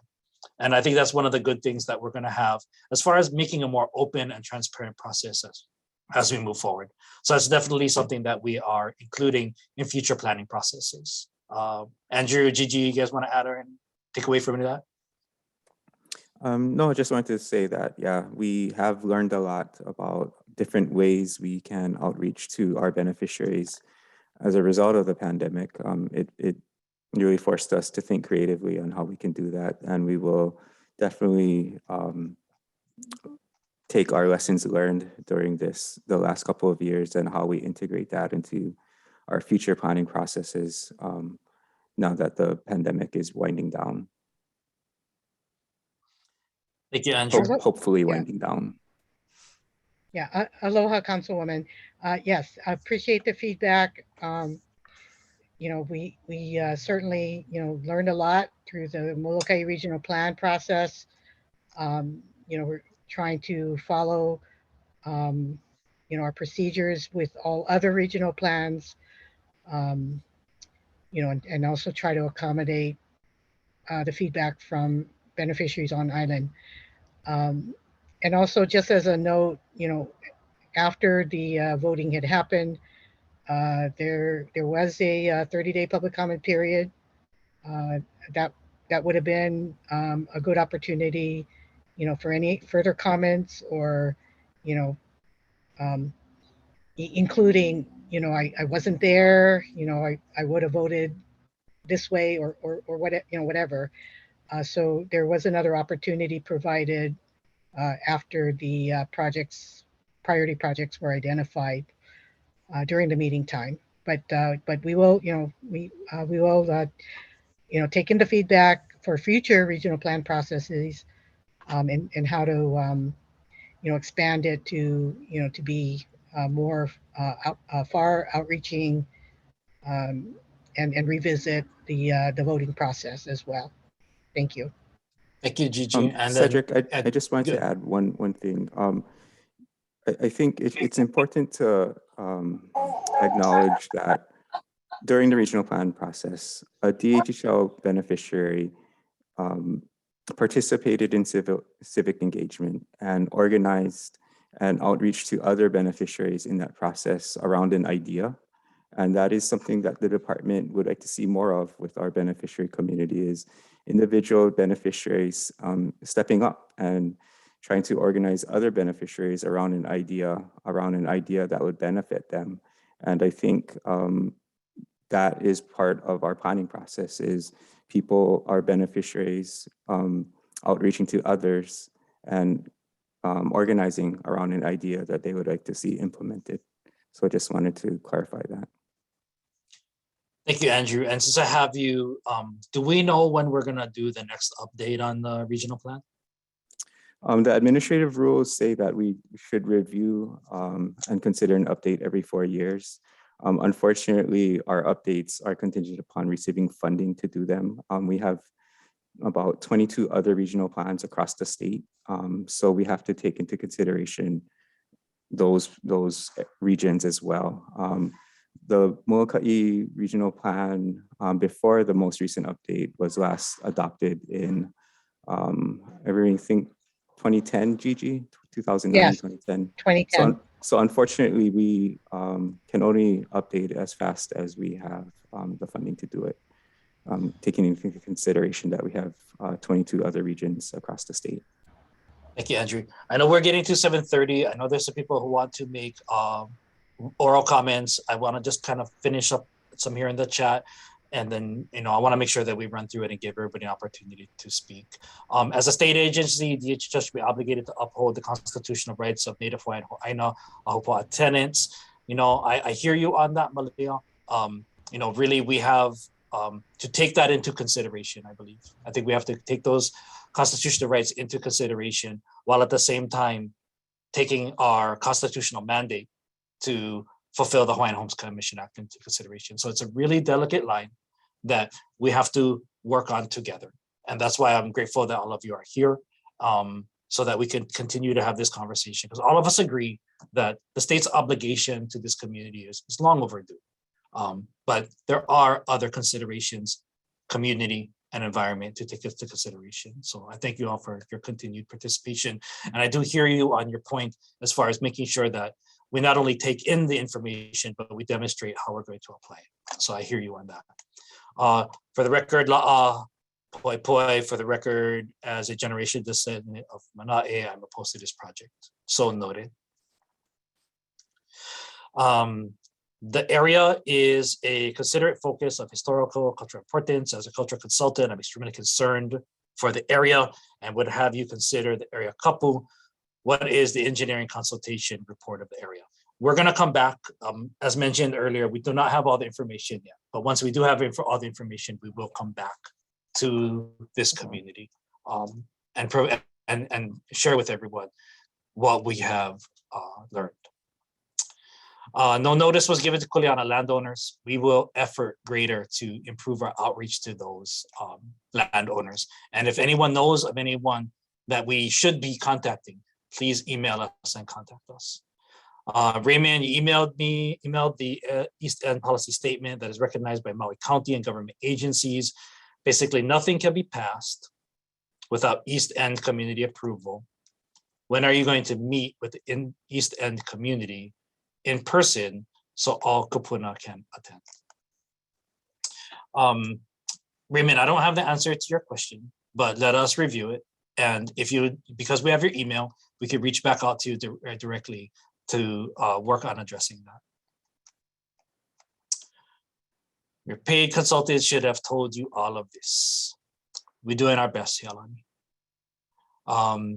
Malia is also opposed to this project. We hear you. Now go read up on Kuleana land rights, gathering rights, access rights, and water rights. Thank you. Is there a schedule for future field reports? Will any of the field work or will any of the field workers seek information from the ohana that are there in the area? We are efforting to do that. The schedule for the field reports will be a part of these community meetings as we come back out. And we hear you with regard to the large density of heiau in the area. If I can just interject a quick update. So I think I mentioned we surveyed about half of the area of interest in Ualapu, the archaeological team that is. And so we're hoping to find a good window to come back. And right now we're targeting about the middle of May. And it'll probably be another about 5-6 days in the field to complete the other half. And once we have all that data, process it, then literally map it out. Like I mentioned, as part of the next conversation, which hopefully will speak to a lot of the questions, everything from kapa'akai to resource management, protection, identification. this the distribution of sites, the identification of their uses and importance from a cultural perspective is going to govern then how we think about that engagement with this INA. And so a key part will be a resource identification and protection plan. And apologies, I know, you know, we had that stop, if you will, and now we've restarted, and it's just one, to do even the archaeology, to do the best job we can with the archaeology is taking more time than we have anticipated, just given the slope, the terrain, the vegetation, and even having a 5-member crew over 5-6 days. It's going to take us about 10 days in total. So we did 5 days, we have about 5 more days, and then based upon that, we can probably dive into some deeper conversations. Thank you. Yeah, thank you, Kavika. So there's quite a few comments in the chat with regard to, you know, beneficiaries tied to the Molokai Aina, and they should have a say and a vote as the ones who have the Kuleana to the lands in regard to the vote. Request discuss basically the discussion that Kiani was having earlier, and there's further discussions that we should be having more outreach. In fact, Malia is offended that we did not outreach to the people of Ualapu, especially since the beneficiaries may not be from that area. And I think that if we've misstepped with outreach, let's get the outreach back on track through this process. You know, we're early in the process. We've done mailers. We can do more, and we can maybe take more into consideration, because as we mentioned earlier, this is input gathering. We want to make sure that we take in all the information we can. And that's part of what this process entails. There's a DHHL beneficiary who is saying that there are other areas that are far better likelihood for subsistence farming and residing for Native Hawaiians. And they would expect that DHHL as a Hawaiian-focused energy agency in particular would be sensitive to the many issues and disruptions that we may be causing. And I want to say that we're trying to be as sensitive as we can. And that is why we are here.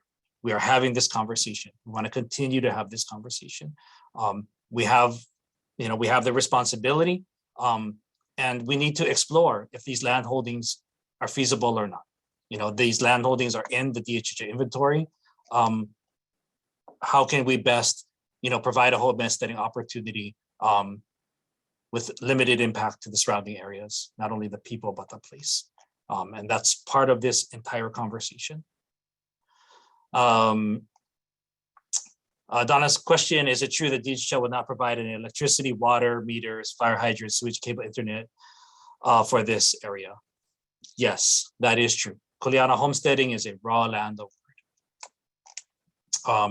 I see your comment, Healani, and I think that is appropriate. You know, if there are further concerns, and you would like other agencies to be involved, I think that is appropriate. We have to move forward with our mandate and our mission, and we'll continue to proceed forward in consultation with the beneficiaries as well as the public at large. I think I'm gonna pause here, and I'm going to allow for a few comments. We are at 7:30, and I'm noting all the oppositions here in the chat.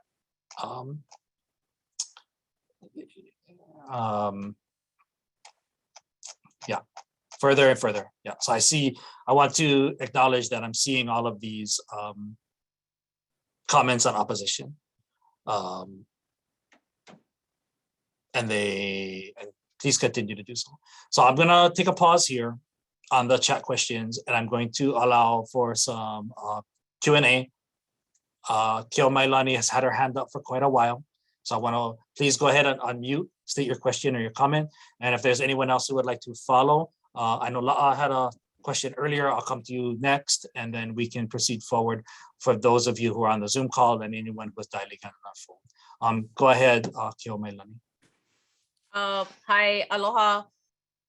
So first of all, I need to say that I oppose this project in Ualapu. as a Kuleana descendant from East Molokai, in and during Ahupua'a. So I wanted to talk about the water. So at the last, what is that? Water, was it March 15th? To last month's one, the water resource management meeting that happened. On page 2, the agenda, number 3. So I'm a little bit confused. You guys are stating, and you just stated recently, that you folks do not provide water in this Kuleana project.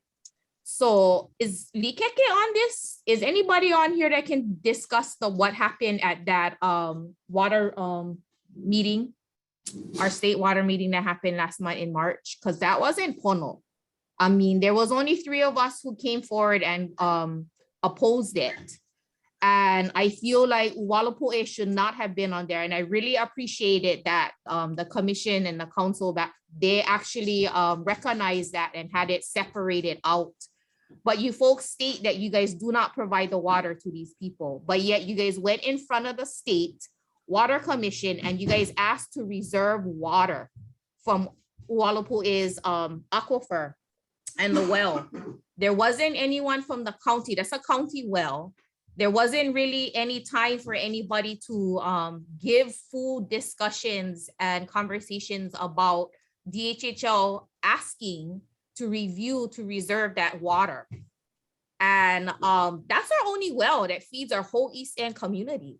I don't understand how you guys are asking for way more water than what we use out there on the East End. I think that, and I strongly oppose that, just so you guys know, in that meeting. And like I said, there was only 3 of us from East Molokai that caught that. And we, I even asked for a contested case in that. But we decided to defer because the commission recognized it and they separated Ualapu out from the rest of the DHHLs, asking to reserve water. Like I said, that is our only well that feeds our whole East End community. And you guys are asking to use it for agricultural purposes also, meaning to, farm. Do you guys even know why the East End of Molokai, we consist mostly of generational families, Kuleana descendants and landowners? Do you know why, with the most best soil and the most pristine land on the island to farm, why we do not, as generational families and Kuleana descendants, farm at one larger scale, or why we only farm enough to feed our families or our small neighborhood, why we do not utilize our lands at one bigger scale? Do you guys even know the answer to that question? If you guys, I'm not gonna tell you, none of you guys do know the answer to that question, unless you come from East Molokai and unless you were raised there and understand how important the water is to us, then you will realize why we do not farm our lands at one bigger scale. For a huge developer, DHHL is one developer. You guys are coming into the East End of Molokai, where, I'm sorry, we try really hard every day to stop development. And you guys are a large landowner and a large developer. And, there is a saying that in on Molokai period, there's a balance between the land and the people. In East Molokai, our families that live out there, we try to hold that balance every single day. So when you folks want to go in front of the water commission, our state water commission, and ask them to reserve water for your future development of Ualapu, that is not pono. And especially when you guys did not talk to our people, you guys still haven't come out. I spent like over an hour on the phone with Barbara from G70 the other week. And I told her, you guys have to come in person and talk to us in East Molokai. This kind of meetings is, yeah, we appreciate it, but you need to come and you need to talk to us. You need to come and see our people. You need to hear from us directly. And we are not opposing, and we're not about fighting against us as Hawaiians. That's not the thing. But DHHL, you guys have to come. You guys have to be accountable as a large landowner in East Molokai and talk to the people who live there. This is very important. And water itself, it is very important to us. So again, I strongly oppose. And anybody on here from East Molokai, you guys need to put in your chat if you guys oppose or you guys don't oppose. But anyway, mahalo. I look forward to the next meetings that you guys can have. I want to make sure that, you know, we do want to come out in person. We would have come out in person already had it not been for some of the restrictions. You know, it is our preference to meet with the beneficiary community and the public face to face. I think as a community, we all know that while these meetings are good, you know, we can have the conversation. It does not replace the conversation, the meaningful conversation that we can have in person.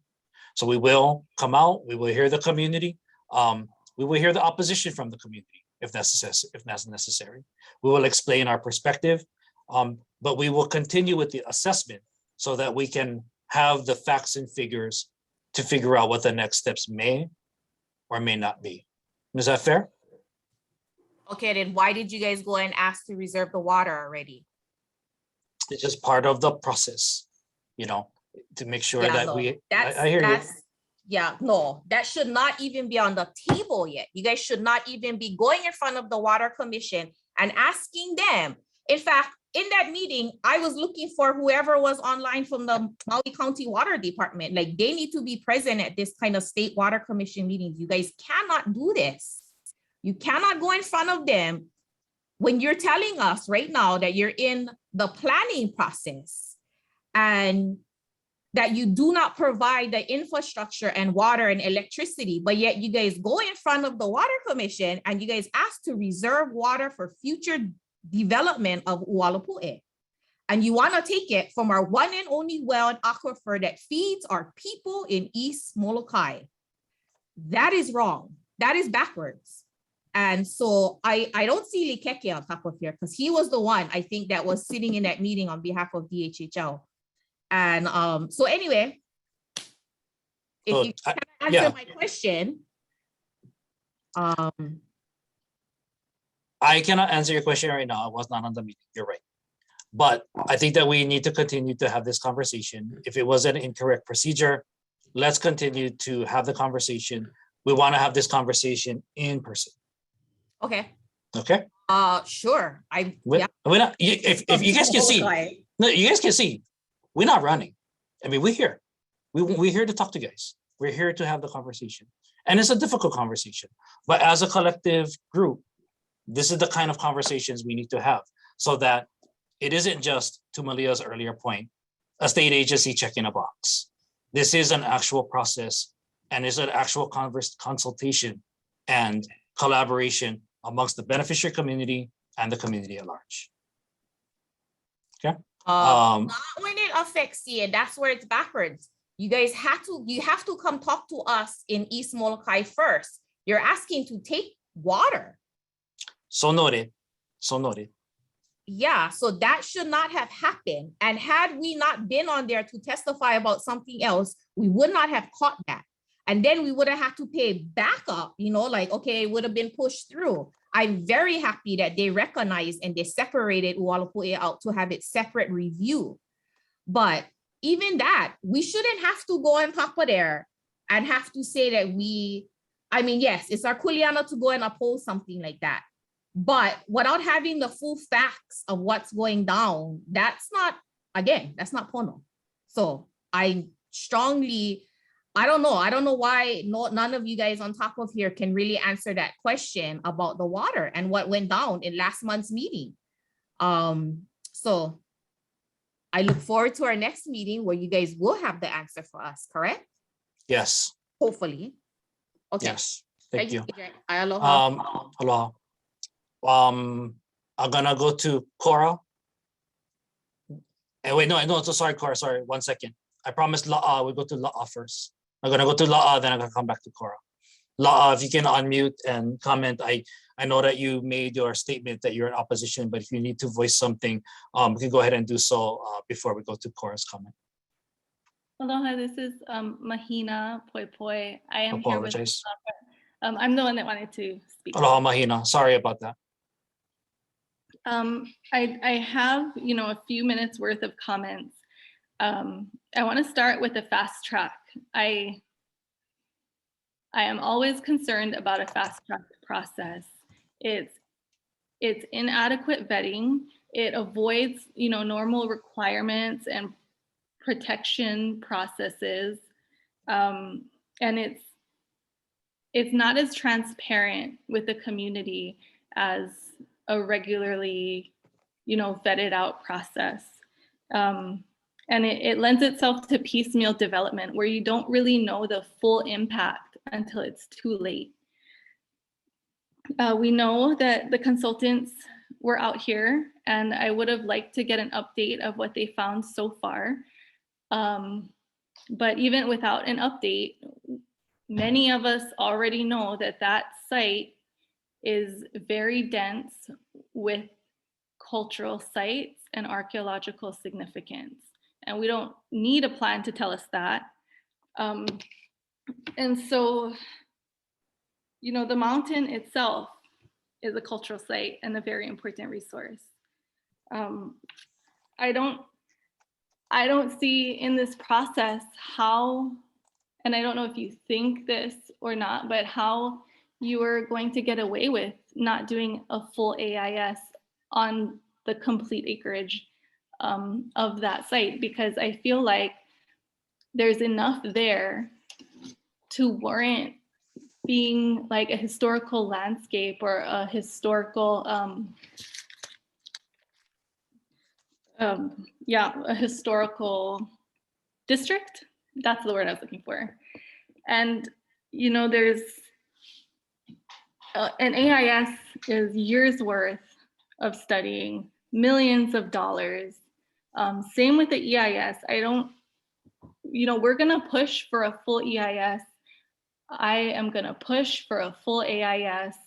And I don't know at what point does DHHL find this to be fiscally irresponsible to keep putting money into a project that is going to be fought every step of the way from a community that is very clearly tonight voicing opposition to this project. And it was said, like, DHHL is a developer, and in that sense, the impacts are the same. You're imposing and putting on top of an existing predominantly Native Hawaiian community another new community, and there are really significant impacts with that. I think in this process so far for me, it's been really polarizing to see the segregation of, you're Hawaiian, but you're not Hawaiian enough to be fully considered in this process, because it is very clear that the beneficiaries are prioritized above other Native Hawaiians in this process. So in putting the community on top of the community, you're imposing all of those impacts to be absorbed by the people who are already here. And DHHL isn't going to be here to handle issues that come up in the fishing grounds or in the mountains. That is going to have to be absorbed by this community, and that's something that you are going to be forcing onto us.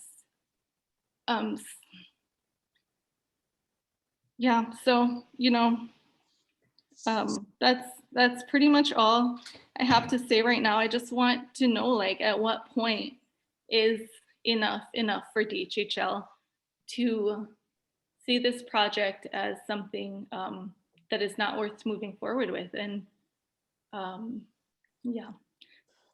Thank you, Mahina. So I think kind of, in short, to understand, where do we make the decision? At what point is it this not feasible? That is part of this assessment. I think we need to go through it. We're hearing very loudly from the community. We're here. This is our second community meeting. We've heard from the beneficiaries. Now we're hearing in this second meeting from the community. But I think that we need to go through the complete process of the assessment to understand where we're at. And as I mentioned earlier, as our findings come in, we're going to have these findings to bring back out to the community to demonstrate where, you know, the work that's been uncovered. Kavika, I don't know, if you want to jump in here on any of the more technical things that were brought up in Mahina's comments. I'll try and to address the AIS question at least, and Mahina, mahalo for your comment, because I think we're in agreement here. So we are engaging, you know, whether you want to call it a literature review, field inspection, a reconnaissance level survey. We deploy that as a first, I guess, as a first strategy, just because there's so much acreage to cover, and I think I shared this before, and for others who may not know, really the intention of that sort of level of engagement, which is going to take 10, maybe 12 full field days, is just to document what can be seen at these transects where you have 5 archaeologists spaced apart to see what they can see on the surface. And with GPS, we try to document. So to date, with the acreage that we covered, we have something to the order, and I apologize, I don't have all the data in front of me, but we have something to the order about 48 documented sites. And these sites are everything from terraces to various outcrops, mounds, site complexes, shelters, modified outcrops, etc. And so at this level, we're just trying to understand the distribution of sites based upon, again, trained archaeologists, who are also cultural practitioners, to identify that in the physical. And once we have that data complete, like I mentioned, when we go back out in May, we'll try and map everything out and kind of see where things lie. And again, the intentionality is not to hide anything. We're going to share all the information and then share some of our assumptions, like, okay, should we treat this as individual sites, or to your point, is it one contiguous landscape, Mauka to Molokai? Is it one, you know, if we're going to use terms of traditional cultural property, historic district, historic landscape? That's something I think we want input on from everybody, and then coming to agreement, is there literally or figuratively space that's appropriate for other kinds of things, whether it's the sub-ag consideration, whether it's community use, or there could be a scenario, again, I'm just speaking as a consultant here, not as DHHL, but there could be a scenario where a majority of this would have to be, or could potentially be reclassified as special district per DHHL's land use designations, because the culmination of sites is at a threshold that makes the most sense. Again, we're not at any place of any definitive answer. So I'm sorry, to go back to your question then, why this level of study, that's allows us access to understand it. And then to your point, you're absolutely correct. Once we move into the realm of 6E8, which would be the triggering effect here, right? This would be a DHHL project. We actually would have to go back and adequately inventory or identify pursuant to the rules, which would be, as we understand it, and I know Andrew McAllister is here too. I don't want to speak on behalf of SHPE, but our general understanding is if an area is absent of an archaeological inventory survey, that's usually what SHPE requires as minimum standard. So eventually we would have to do the AIS at some point. Okay. Thank you, Kavika. Andrew, do you want to add on anything before we go to Cora? Sure. I just wanted to add a couple of things. One is, as we go through the planning process, one of the good things that will come out of it is the department will have a better record of what historical sites are existing in Ualapu and where those sites are located. So that's one of the good things about investing in these studies at this time, is the department will have better data to better manage its lands. Secondly, I think Mahina touched upon the term that was previously used, to fast track. I think what we mean by fast track is the thing that in other areas where the department does homestead communities, what delays us from getting people off the wait list in a timely fashion is the cost to develop urban level infrastructure, urban streets, roads, sidewalks, and getting that funding to do that. So that is one of the impediments to doing homesteading in other areas. When we talk about our Kuleana Homestead plan as to the department, what we mean is by getting to an award of land to our beneficiaries faster, is that we intend not to do those heavy type of infrastructure improvements to the land, and just to give the land out in its current state. We would do minimal improvements, such as providing an access road so that people can access. But beyond that, we would need to do studies to see if there is water available and whether and what impact using that water would have on the land. So we're still in that process of investigating what impacts are by taking water out of its natural state and what that impact would be on the surrounding community. We are not fast tracking our due diligence process, our planning process. That is something that we take seriously at the department, because we know that by prudently going through a planning process, we start to identify important information that will inform our later construction activities. So when we say fast track, it's really not meant to forego an intensive study of the land to make sure that we are better informed and have better information to make better decisions. With regards to why the department is currently looking at an environmental assessment, as I think most of you folks know, finding of no significant impact, or otherwise known as a FONSI, which is what an environmental assessment often concludes, is determined by weighing 13 criteria identified in the Department of Health's administrative rules. Those 13 criteria specify whether or not an impact is significant. DHHL is currently going through the process of developing a plan, how many lots, where they're going to be located. We don't know that yet, but we're going through that process. As we go through that process, we are guided by those 13 criteria of significance, and we want to make sure that the settlement of our beneficiaries on the land is done in a way that does not cause a significant impact based on those criteria of significance.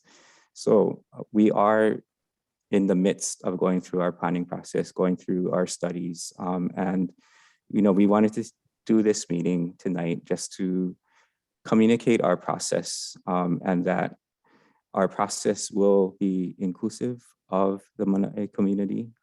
It will also be inclusive of our beneficiaries who have been telling us we would like to settle on Hawaiian homelands in Ualapu, and we would like the department to get those lands ready for our settlement. So we are trying to balance those two voices. And yeah, thanks, Cedric. Thank you, Andrew. I'll go to Cora, and then if there's anyone, we are getting close to 8 o'clock. So if there's anyone else who wants to voice a comment, please raise your hand. I'll come to you, and then I'll come to those on the phone for an opportunity thereafter. Cora, go ahead. I'll make this really short. It was just a clarification question. Is it common practice that for all, because of your obligation, the HHL obligation to trust lands, that you folks would do water reservation to all these trust lands that is under DHHL? That was my question. I can answer that, Cedric. Yes, that is a common practice that the department goes through in order to make sure that we can try to settle our lands and provide water where possible, is to go to the Commission on Water Resource Management and request water. Our request is based on information that is available in the State Water Resources Protection Plan, which identifies what the Water Commission estimates is sustainable. And we try to keep our reservation requests within those guidelines that are promulgated by the State Water Commission. Well, I really appreciate your comment. We would like to make sure that the waitlisters' water rights are being observed as well. Thank you. Thank you, Cora. Emma, do you mind if we go to Eric, since you already spoke earlier? Okay, Eric, go ahead. Hi, good evening. I had a PowerPoint to kind of relay everything I wanted to throw out there, but I'm not able to share my screen. So I have about 3 or 4 primary concerns, at least until the EA comes out and addresses them. I know Kavika covered a couple of them. I'll email Cedric, and Barbara already has the PowerPoint. The 4 primary concerns: first, cultural sites. A lot of that's already been covered. However, what you guys haven't said is After that's done, will all cultural sites in Ualapu be preserved? And if not, who will decide which ones may be demolished? Also, is there a burial settlement plan for this area if or when EV kupuna are uncovered? A lot of that is required of DHHL in your bylaws 10.330. It says plans for identification, protection, and preservation of all significant historical, archaeological, and biological sites. So you guys are, required to do that, and I know you're doing your due diligence to do that. But those are 3 questions on cultural sites request to be addressed. The Hokukan Ualapu complex is what everybody's referring to. It's listed as a significant historical site for the National Park Service. On their website, it says specifically that there are more heiaus and fish ponds and cultural sites in this area than anywhere else in the state of Hawaii. Again, I wish I had my PowerPoint up. It'd make a little more sense for everybody on there. Also in the 2018 Maui County Molokai Regional Plan, it makes a note that even given the social, economic, and political conditions of Hawaii today, and particularly on Molokai, one cannot ignore the relative integrity of the East End's cultural resources. There are numerous cultural sites, many yet to be surveyed. So these aren't my words. These are just things I've pulled off of either your guys' websites from the 2005, 2020 DHHL Island Plan, the 2018 Maui County Island Plan through the state constitution and numerous other state or federal agencies, their laws and regulations. Also, they're part of the 2018 plan yet again. It mentions that they're also concerned that some sites are not formally identified and are being damaged or destroyed by unregulated ground altering activities and land development. So again, this has already been identified in the 2018 Molokai Island Plan. Want to make sure that the State Historic Preservation Division has also been weighed in on this so far. Part of their requirement is to support the conservation and preservation of archaeological sites, both large and small. My other major concern is fire. I know that the National Fire Prevention Agency requires that houses not be located more than 600 feet from a fire hydrant, and that you can't have more than 800 feet between fire hydrants. So what are the fire mitigation plans that DHHL is going to propose for this project? And will DHHL be liable for any damage to existing private property, injuries, or God forbid deaths due to fire originating on or in connection with the Ualapu Kuleana Homestead settlement? So I think that's something that you guys should make clear up front. If you guys are happy with what comes out in the EA or whatever further assessments you guys make. If you're confident in the plan, I think that's something that should be made clear up front, that you guys will stand by that plan and also be liable in such a scenario. So again, going on with fire, HAR 10330 says, a leasing of Kuleana Homestead lot shall be subject to all applicable state codes, county ordinances, and departmental rules and policies governing land use, building, health, and safety. So I think it's clear that although you guys do not plan in this instance to put in any type of infrastructure to include water, which obviously you need to work a fire hydrant, it's still required by your guys' own regulations. I had a good map kind of posted up and some pictures of some easements that you guys could use to access this, but how they would be detrimental in a emergency. Basically, there's not enough room to get emergency vehicles up. Will people evacuate?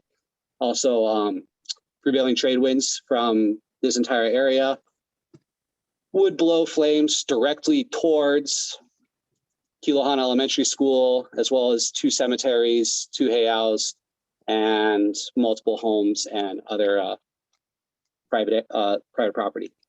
I know water has been the biggest issue, so I got 2 main questions for water. Will this project move ahead despite the lack of an efficient and reliable water system? That's something I think the department should make clear whether or not you guys are going to do that in this instance. And the second question for water, will DHHL be liable for contamination to the Ualapu well, which again has been noted already tonight and in multiple other meetings, as the only source of potable water for the East End, originating in connection with the Ualapu Kuleana Homestead project. I'm talking about runoff such as fertilizer, pesticide, herbicide, animal waste, or fire damage. I want to remind you that the state constitution says water is a public trust resource held in trust by the state for the benefit of the people for the present and future generations. So we all have a obligation to uphold that. DHHL's synopsis on water is water is essential life, and for us to thrive in our INA, water enables us to grow food, provide sustenance for our families, and ensure self-sufficiency. Access to an efficient and reliable water system is critical to preserving our lifestyle. So I want this project to be successful if it moves ahead. You guys have it clearly stated, and that's from the 2020 DHHL Molokai Regional Plan, like direct out of your guys' playbook. So if you guys are gonna be successful, it's really clear you need a reliable water source.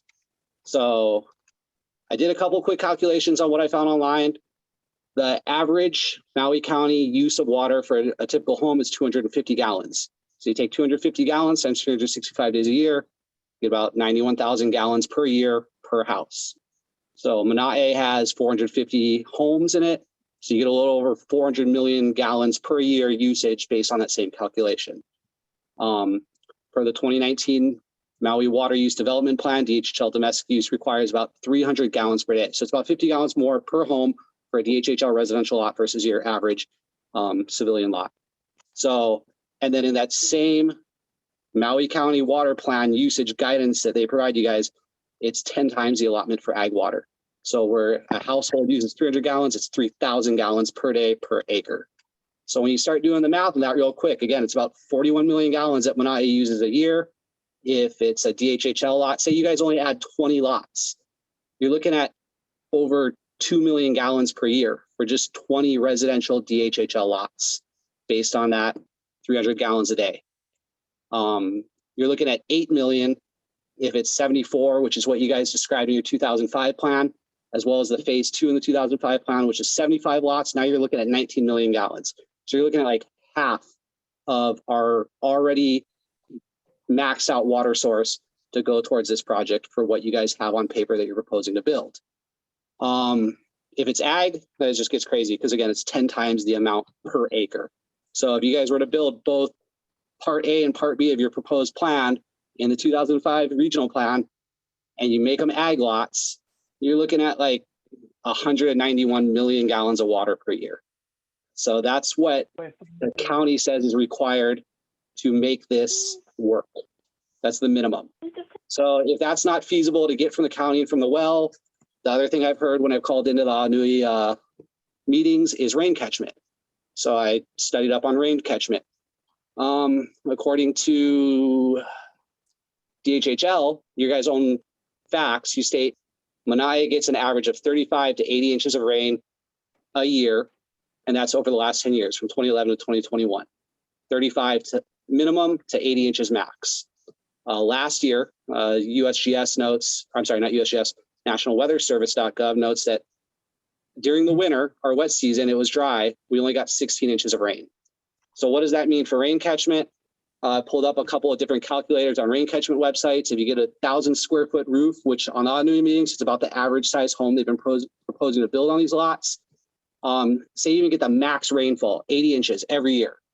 So 1,000 square feet on 80 with 80 inches of rain, you get just shy of 50,000 gallons a year. So say you catch every drop of that.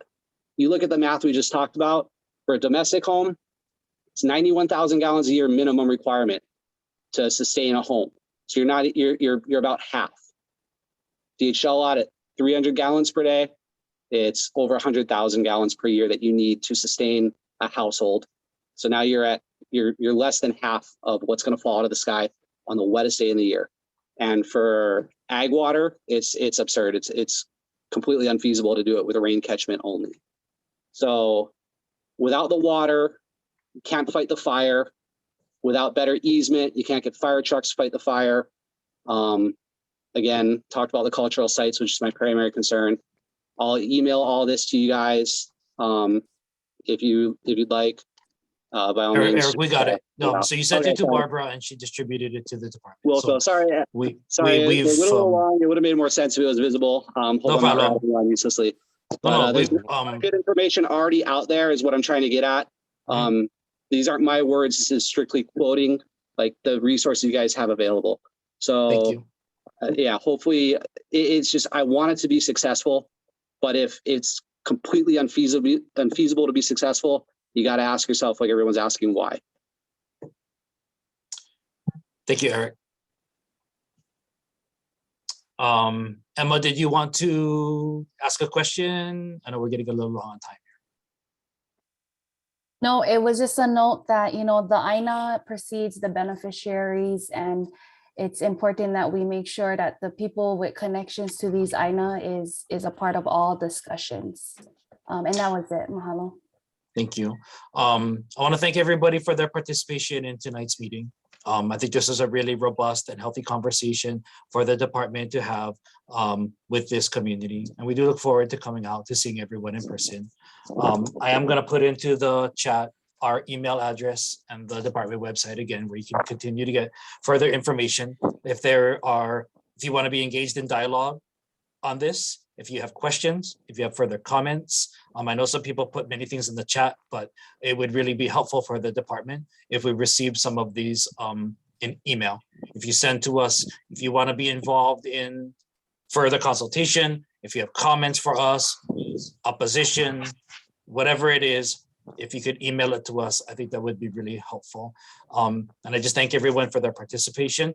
The Department of Hawaiian Homelands is in a unique situation. We have a constitutional responsibility to Native Hawaiians of 50% or more. I think everyone on this call knows that that obligation is far overdue. And we have limited land holdings. And it's our effort to do our best to try to fulfill the needs of these beneficiaries, especially those who've been waiting and waiting. While at the same time, we have a responsibility to all of you as community members, as the public, as generational families on the INA in this area. So we understand that, we hear that. We thank you all for your participation, and we're going to continue to proceed with the conversations with all of you. And we look forward to bringing back some of the information that we find as we continue to bring in more input. So thank you again. We are on the island of Molokai with the Hawaiian Homes Commission for a hybrid meeting at Kuleana Homestead on Monday, April 18th, and Tuesday, April 19th. The agenda and packet are available on the DHHL website. You can watch those meetings live on YouTube. You can participate in public testimony either in person or through Zoom. The information is also on the department's website. And these meetings are also archived. We will be hosting a community meeting at the Halau in the evening at 6:30 on Monday, 19th as well. I'll be there. Just feel like come say aloha. I'll be around. So mahalo nui, everybody. Thank you, and have a good evening.